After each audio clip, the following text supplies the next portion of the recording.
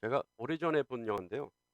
뭐 제목을 얘기할 수 있습니다만은 뭐 굳이 얘기할 필요 없을 것 같아서 얘기 안 합니다. 근데 아주 오래전 전에 본 영화인데 이 영화의 내용은 어떤 영화냐면 한국 교회의 현실을 아주 생생하게 아주 사실적으로 비판했던 영화예요. 이 영화의 등장인물들은 가만히 보면 그들의 면면을 보면 오늘날 한국 교회에 있는 구성원들 중에 아주 부정적으로 생각할 수 있는 대표적인 면면을 볼 수 있습니다. 그러니까 그들을 이제 비판하는 거죠, 이 영화는.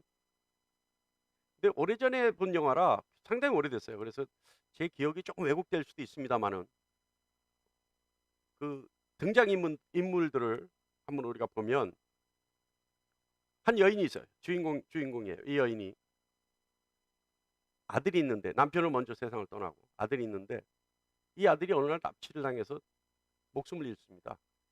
근데 이 여인이 이제 남편도 없고 혼자 살다 보니까 아들을 잃었음에도 불구하고 자기는 사람들에게 뭡니까 약한 모습을 보이기 싫다 이래서 절대 안 울겠다 각오를 해요. 그래서 절대 안 웁니다. 막 씩씩하게 안 울고 다녀요. 근데 어느 날 아들이 죽고 나서 얼마 안 돼서 길을 가는데 2층 조그만한 교회에서 부흥회를 하는 거예요. 마치 이건 바깥으로 그 소리가 들려요. 막 들리니까 그냥 뭐에서 이끌렸는지 이 여인이 그냥 그 교회로 들어가서 앉았는데 마침 그때 부분 강사가 무슨 얘기를 하냐면 울고 싶을 때 마음껏 울어도 된다 막 이런 식으로 얘기를 해요. 이 여인이 참고 있다가 자꾸 부분 강사가 막 울어라 막 이러니까 쉽게 그렇게 하잖아요. 그러니까 이 여인이 그만 울음을 터뜨리고 말았어요. 막 웁니다.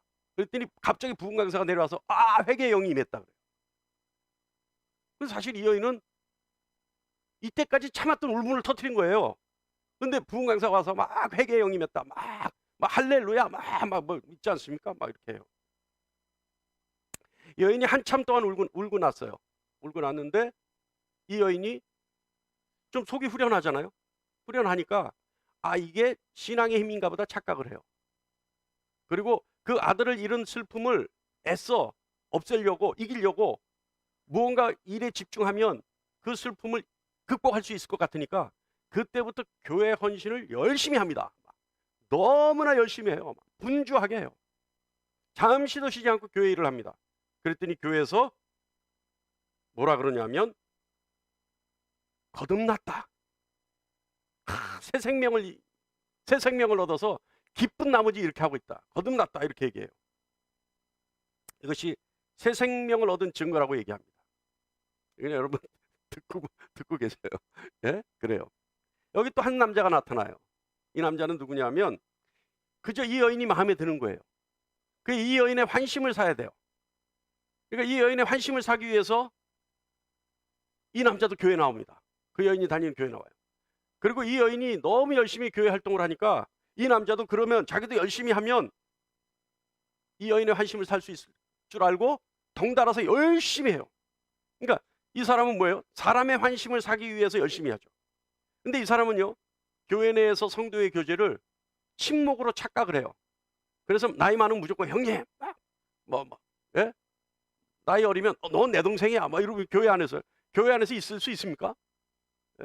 우리 교회에서 한동안 엄마, 딸, 사위 이렇게 관계를 맺는 걸 제가 보고 기절할 뻔했는데 교회 안에 그럴 수 있어요? 교회 안에 형제 자매예요. 교회 안에서 나이가 많다고 권사님한테 아이고 어머니 그러고 나이가 어리다고 아이고 내 아들, 내 며느리 내 딸 내 사위 이거 없습니다. 교회 안에서 그런 일이 일어나더라고요. 그러니까 이 사람도 마찬가지예요. 사람의 환심을 사기 위해서 교회의 교제가 성도의 교제가 뭐예요? 침묵회 정도로 생각하는 거예요. 이 사람 아주 열심입니다. 자, 그런데 어느 날 이 여인이 교회의 가르침을 받다가 내 원수를 사랑하라 이 얘기에 딱 꼽혔어요.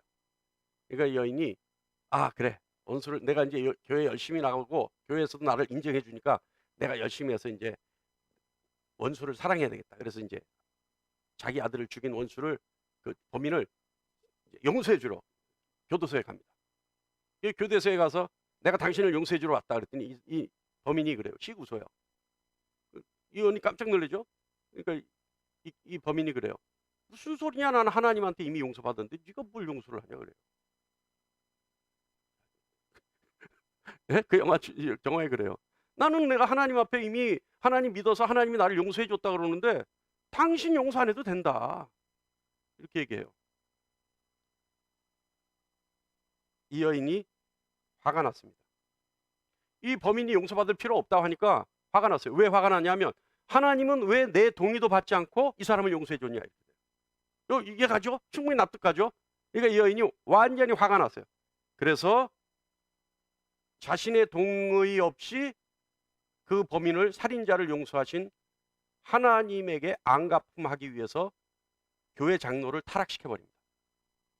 장로를 유혹해요. 그래서 교회 장로가 타락해요. 범죄하고 말아요. 자, 이게 영화의 줄거리예요. 여러분, 저는 그 영화가요. 그러니까 제가 이거 지금 십수년 전에 본 영화인데 낱낱이 기억하고 있잖아요. 제가요, 그 영화를 보면서 야, 정말 대단하다. 누군지 모르게 예리하다.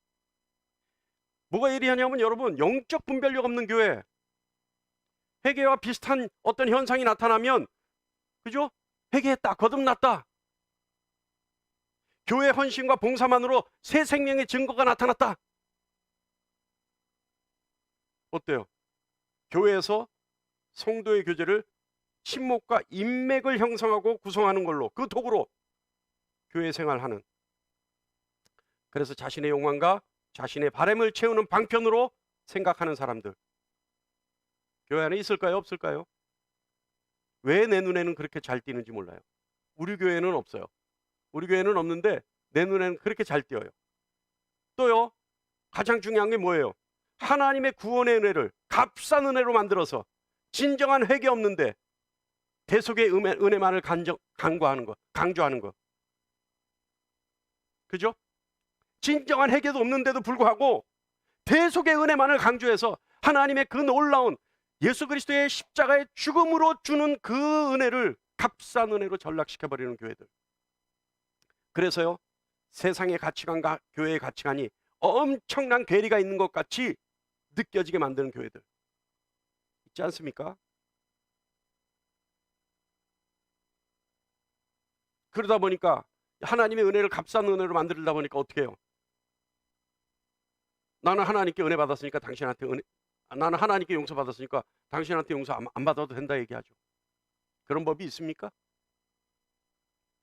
이 한 편의 영화에서 저는 굉장히 많은 오늘날 한국 교회의 현실을 볼 수 있었어요. 자, 그런데 오늘 본문은요. 오늘 본문은 오늘날 우리가 생활하고 있는 우리들의 교회와 모습이 사뭇 다릅니다. 어떤 것이 다를까요? 그리고 다르다면 그 이유는 무엇일까요? 다른 모습이 그저 자신들의 재산을 전부 교회에 갖다 바쳐 생활하는 것, 이게 다를까요?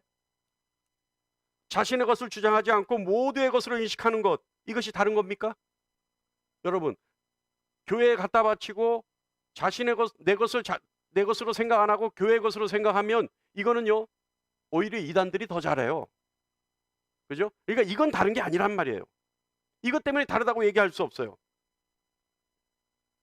본문을 단순하게 이해하면 성도들의 재물을 공동체가 통용하는 기사로밖에 볼 수 없습니다.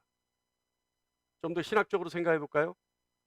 신학적으로 생각하면, 좀 더 깊이 있는 신학적 의미로 생각하면, 예수님이 곧 오신다 그랬으니까 모든 성도들이 종말론적 신앙을 가지고 이제 주님 곧 오실 거니까 이런 재물이 필요 없다, 물질이 필요 없다, 그래서 교회에 다 헌납하고 그래서 교회 공동체가 함께 생활했다, 뭐 이렇게 얘기할 수도 있죠.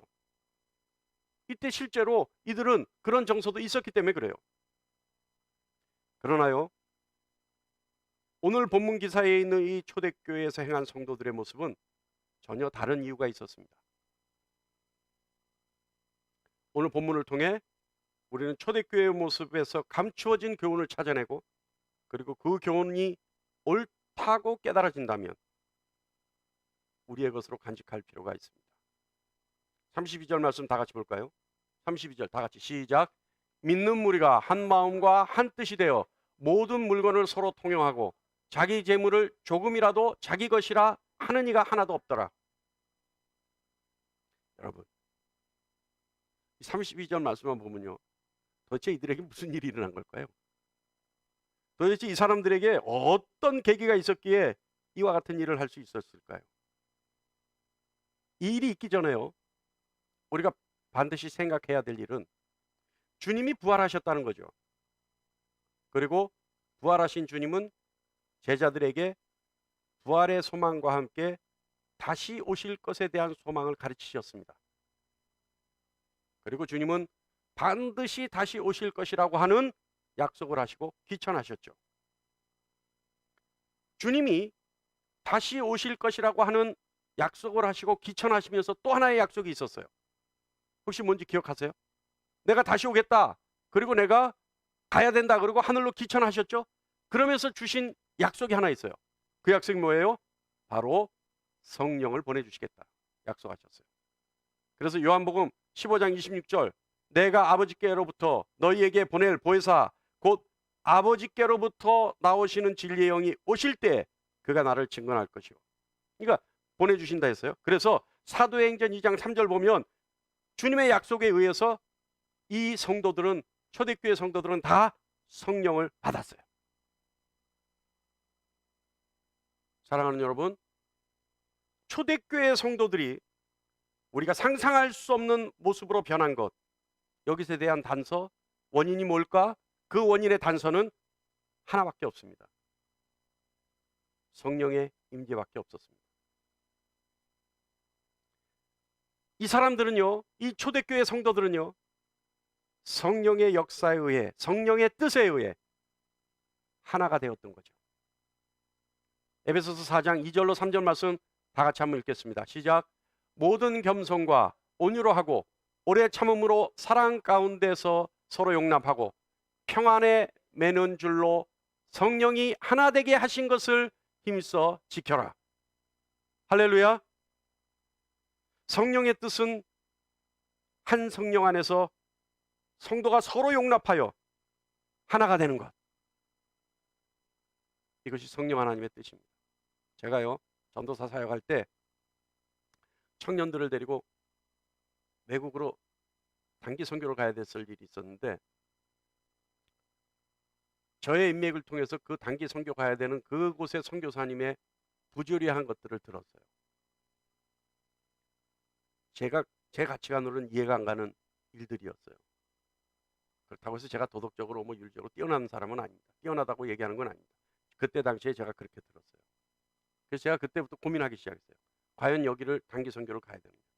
얼마나 고민을 했으면요, 제가 위궤양이 걸릴 정도로 고민을 했어요. 그리고 밤새도록 기도했어요.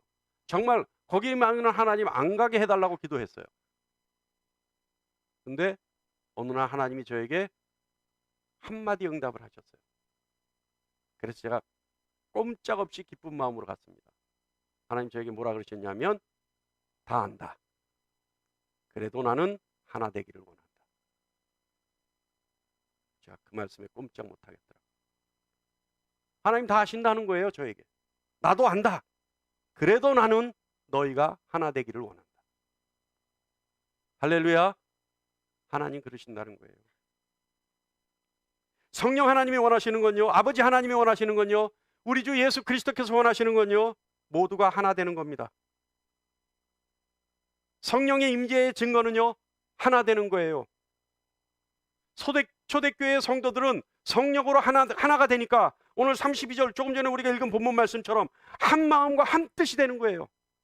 하나가 되니까, 모두가 하나가 되니까 한 마음과 한 뜻이 되어 모든 물건을 통용하게 되는 겁니다. 자기 것을 자기 것이라 주장하지 않게 되는 거죠. 모두가 하나가 되니까 어떻게 돼요? 내 것이 아니라 우리 것이 되는 거예요. 사랑하는 여러분, 교회는 오로지 성령의 임재가 모든 것을 증거합니다. 성도 역시 오로지 성령의 임재만이 성도인 것을 증명합니다.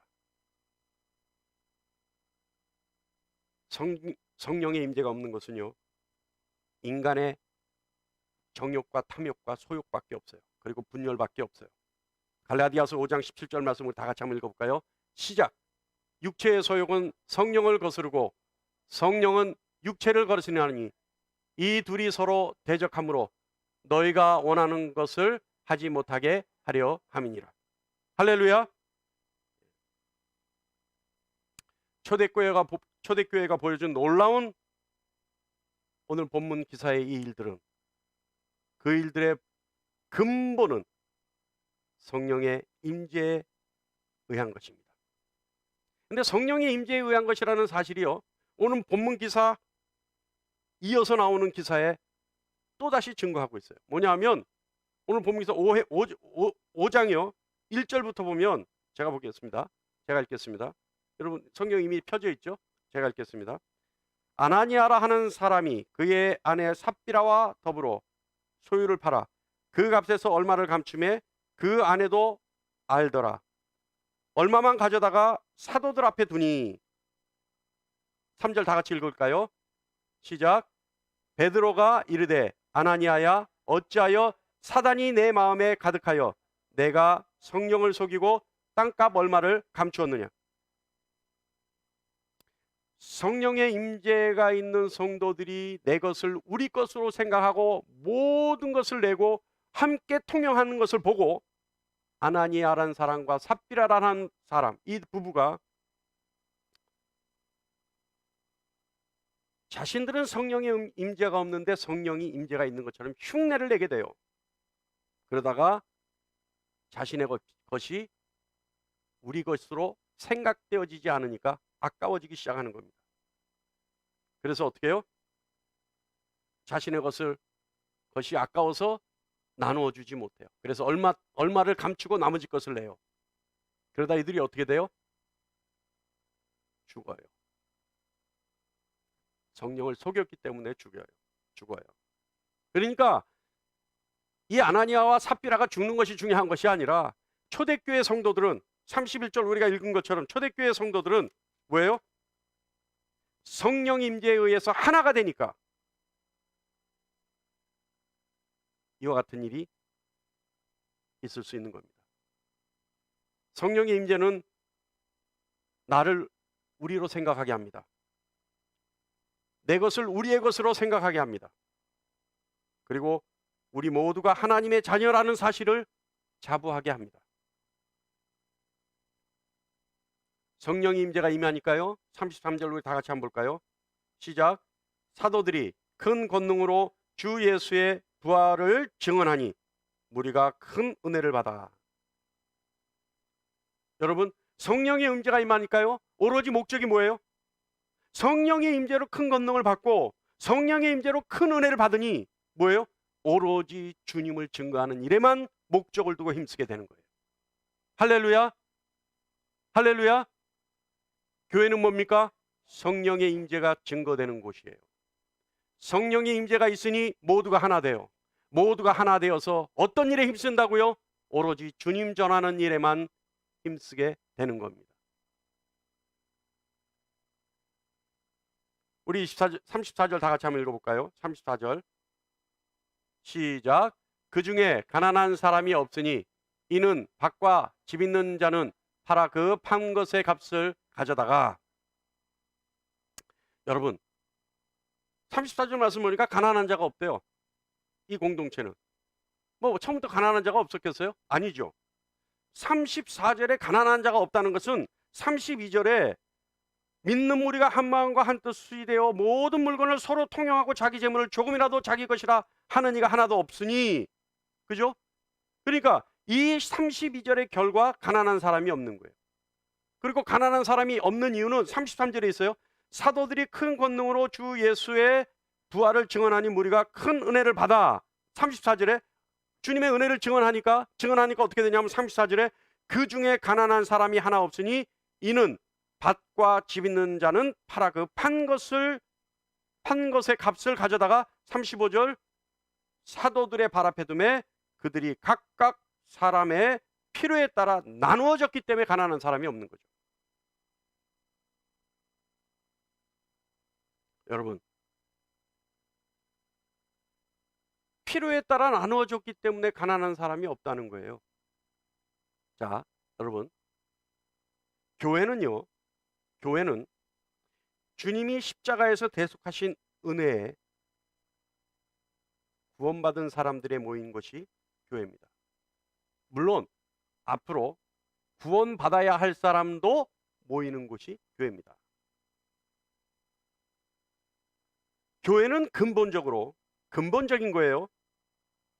그리스도의 대속의 은혜에 감사해서 하나님께 자기 자신을 봉헌한 사람들이 모이는 곳이 교회입니다.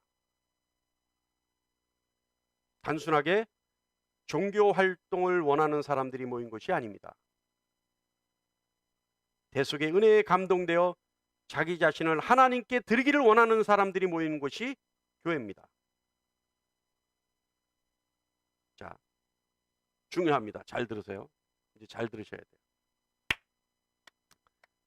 우리 가정에서도 자세를 편하게 지금 예배하시는 분들도 조금은 이제 반만 걸터 앉으세요. 소파에 반만 걸터 앉아서 자세를 바로 하고 들으셔야 돼요. 자, 이제 까다로울 수 있기 때문에 그래요. 그래서 여러분 주의를 한계해서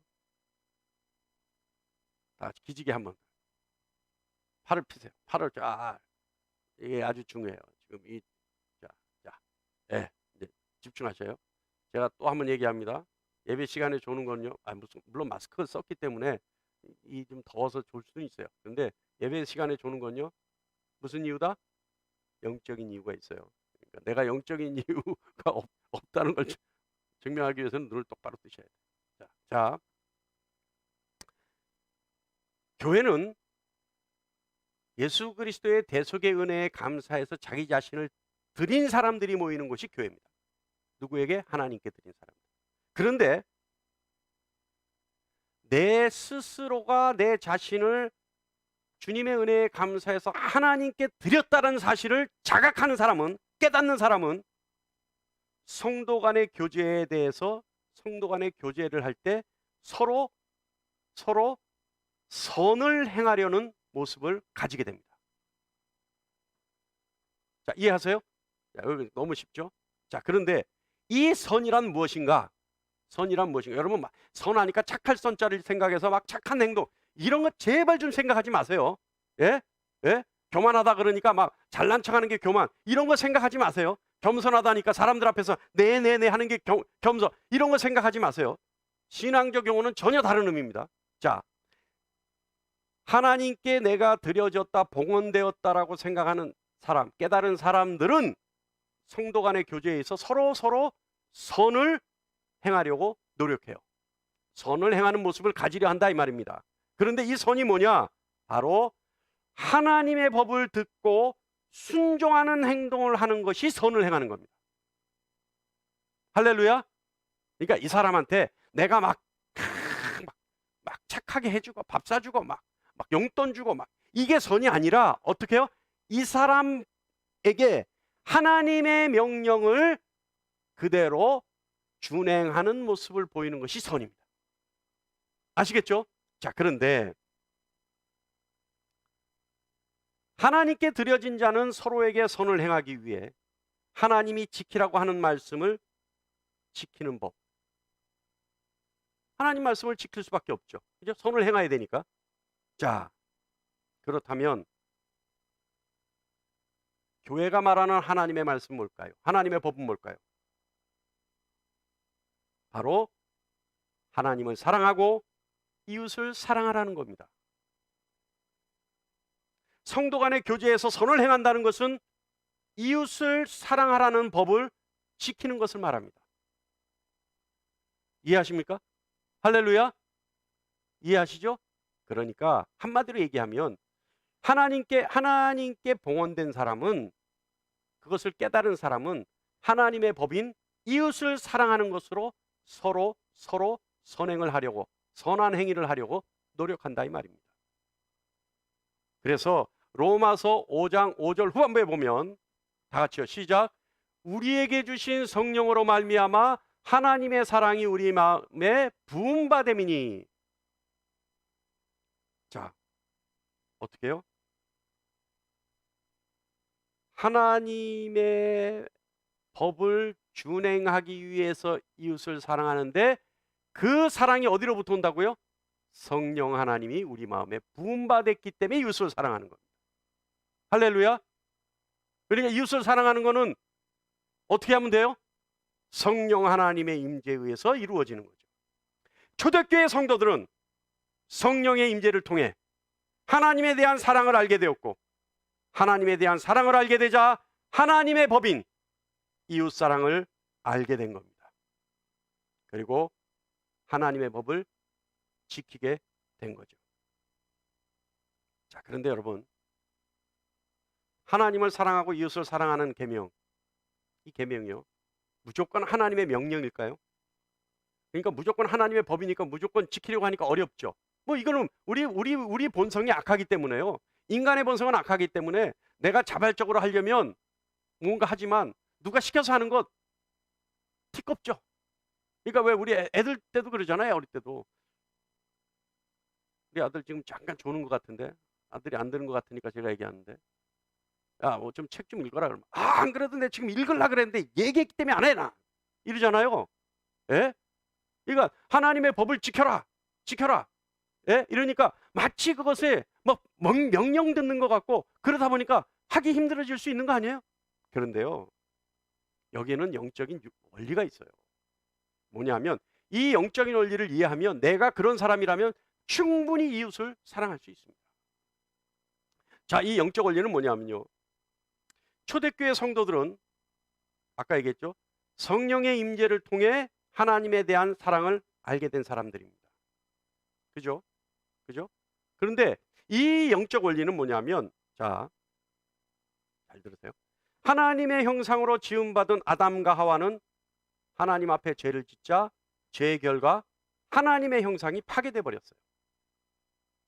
그런데 그리스도의 대속의 죽음으로 죄사함 받은 사람, 자, 죄사함 받은 사람, 이거 똑같은 의미가 있어요. 이 똑같은 의미, 성령 받은 사람, 똑같은 의미예요. 죄사함 받은 사람, 성령 받은 사람, 또 똑같은 의미로 뭐라고 얘기할 수 있냐? 그리스도와 연합한 사람, 다 똑같은 의미입니다. 하나님과 화해한 사람, 그래서 하나님과 관계가 회복되어진 사람, 다 똑같은 의미예요. 하나님을 사랑하는 사람, 이 모든 게 다 똑같은 의미예요. 그러니까 여러분 개개인을 놓고 평가할 때 뭐라고 얘기하냐면, 예를 들어서 여러분을 송영식 목사가 하나님께 소개한다면 뭐라고 얘기할 수 있냐면, 하나님, 이 사람은 제사함 받은 사람입니다. 그럼 하나님 알아듣는 거예요. 하나님, 이 사람은 성령 임한 사람입니다. 그러면 하나님이 똑같이 알아듣는 거예요. 하나님, 이 사람은 우리 주 그리스도와 연합한 사람입니다. 그럼 똑같은 얘기를 하는 거예요. 하나님, 이 사람은 이미 하나님과 화해한 사람입니다. 그럼 알아듣는 거예요. 하나님, 이 사람은 하나님과 관계가 회복된 사람입니다. 알아듣는 거예요. 하나님, 이 사람은 하나님을 사랑하는 사람입니다. 이러면 다 알아듣는다는 얘기예요. 똑같은 얘기라 이 말이에요. 자, 이 사람들은 교회가 말하는 성도입니다.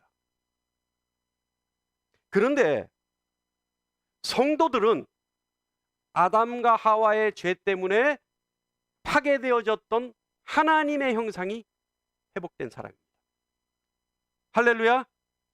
할렐루야. 그러니까 이 사람은 어떤 사람이에요? 제사함 받은 사람, 성령 받은 사람, 그리스도와 연합한 사람, 하나님과 화해한 사람, 하나님과 관계가 회복된 사람, 하나님을 사랑하는 사람, 성도, 하나님의 형상이 회복된 사람. 골로새서 3장 10절 말씀을 다 같이 읽을까요? 시작. 새 사람을 입었으니 이는 자기를, 자, 제가 이제 창조하신, 자, 시작. 자기를 창조하신 이의 형상을 따라 지식에까지 새롭게 하심을 입은 자니라. 어떻게 해요? 창조하신 이의 형상에 따라 새롭게 하심을 입은 자가 됐다는 거예요. 다시 말하면 성도는 형상이 회복된 사람입니다. 그렇다면 여러분 옆에 한번 지금 보세요. 한번 보세요. 놀래. 하나님의 형상이 보입니까? 할렐루야.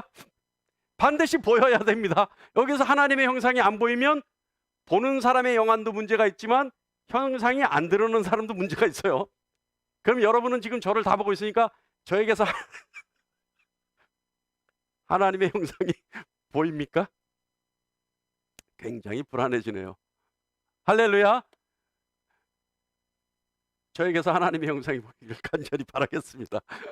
자, 그런데 하나님의 형상이 보이는 사람이에요. 형상이 회복된 사람이에요. 자, 또한 그리스도와 회복되어졌기 때문에, 그리스도와 연합하여졌기 때문에 이 사람은 하나님께 순종한 그리스도의 형상도 함께 가지고 있는 사람입니다. 이해하십니까? 그러니까 하나님과 관계가 회복되어졌기 때문에 하나님의 형상도 가지고 있을 뿐더러 그리스도와 연합하였기 때문에 하나님께 순종하셨던 그리스도의 형상도 가지고 있는 사람이에요. 자, 이제 이해하시죠? 자, 그래서 바울은 고린도후서 3절 18절에 이렇게 말합니다. 다 같이요. 시작. 주의 영광을 보매 그와 같은 형상으로 변화하여. 할렐루야. 예, 이렇게 고백합니다. 자, 하나님의 형상이 되었다고 말할 수 있다면 사랑이신 하나님의 형상을 회복한 겁니다. 아니, 우리 요한일서 알잖아요. 하나님은 사랑이시라. 그러니까 하나님의 형상이 회복되었고 하나님과 관계가 회복된 사람이라면 그 사람에게 뭐가 있다고요? 하나님의 사랑이 회복된 사람입니다. 그래서 하나님의 형상, 다시 말하면 하나님의 사랑이 회복되었기 때문에 어떤 성도에게도 사랑이 있을 수밖에 없는 거죠. 할렐루야. 자, 여기서 팁이 하나 있어요. 이웃에 대한 사랑 어떻게 하면 쉬울까요? 이웃에 대한 사랑 어떻게 하면 쉬울까요?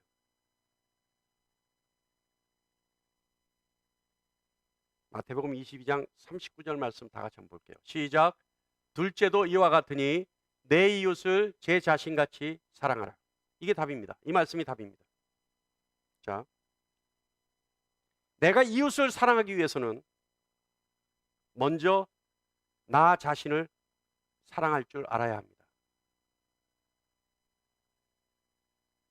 자기 자신을 사랑하는 만큼 이웃을 사랑할 수 있습니다. 여기서 자기 자신을 사랑하라고 하니까 마치 자기에 빠져가지고 자기 것을 먼저 챙기고 자기를 우선하는 이런 사랑을 얘기하는 게 아니에요. 예수 그리스도와 연합한 자신을 사랑하는 겁니다. 예수 그리스도의 형상을 사랑하는 겁니다.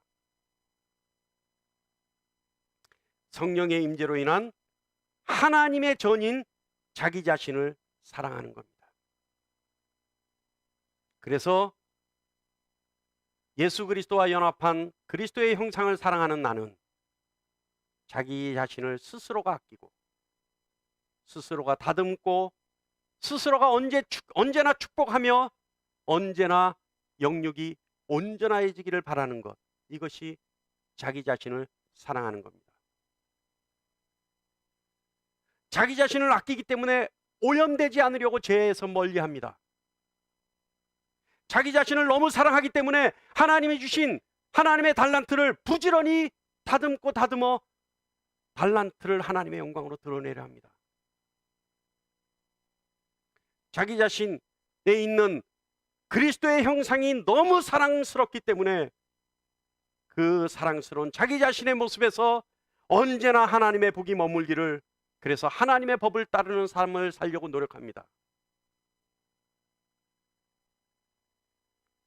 자기 자신에서 하나님의 형상이 회복되었기 때문에 하나님의 자녀로서 자기 자신을 소중하게 생각합니다. 그래서 온전하게 되기를 노력합니다. 이것이 자기 자신을 사랑하는 겁니다. 사랑하는 여러분, 이웃을 내가 얼마나 사랑할 수 있는지 알기 위해서는 내가 자기 자신을 얼마나 사랑하는지 생각해 보면 알 수 있습니다. 여러분 지금 자기 자신을 사랑하시나요?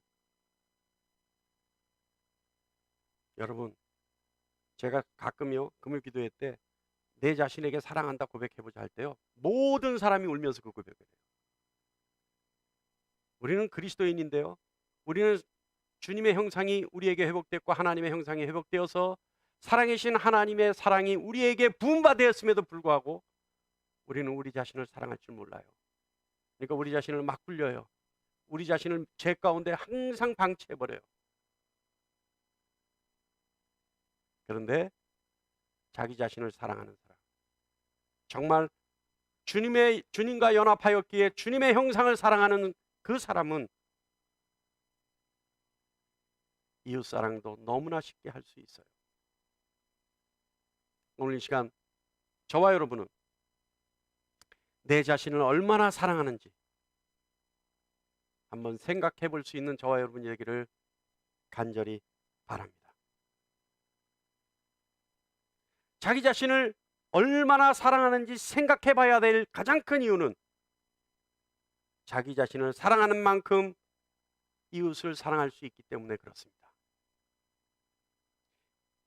내 이웃을 내 몸과 같이 사랑하라. 내 이웃을 내 몸과 같이 사랑하라. 내 몸을 사랑하고 내 영을 사랑해야지만 이웃을 사랑할 수 있는 거예요. 오늘 우리가 함께한 이 본문, 초대교회의 놀라운 현상은 성령의 임재가 있었기 때문에 가능했습니다. 성령의 임재가 있었기 때문에 이들은 성령으로 하나가 되었고, 성령 하나님이 부어주시는 사랑으로 하나님을 사랑하고 자기 자신을 사랑하고 이웃을 사랑했기 때문에 가능했던 겁니다. 초대교회에 이 같은 놀라운 일이 있었던 것은 성령의 임재가 있었기 때문에 가능했습니다. 성령의 역사와 성령의 능력이 있었기 때문에 가능했습니다. 32절 말씀 우리 다 같이 한번 다시 읽어볼까요? 32절 다 같이요. 시작. 믿는 무리가 한 마음과 한 뜻이 되어 모든 물건을 서로 통용하고 자기 재물을 조금이라도 자기 것이라 하는 이가 하나도 없더라. 아멘. 이 놀라운 일이 어떻게 하면 된다고요? 성령의 임재. 그래서 성령의 임재로 서로가 하나가 되고 하나님을 사랑하고 자신을 사랑하고 이웃을 사랑하는 마음으로 하나가 되니 이 같은 놀라운 일이 일어날 수 있었던 겁니다. 할렐루야. 할렐루야. 그렇다고 해서 내일서부터 우리 야민교회 집 팔아서 갖고 오고 차 팔아서 갖고 오라는 소리 아니에요. 착각하지 마세요. 아니에요.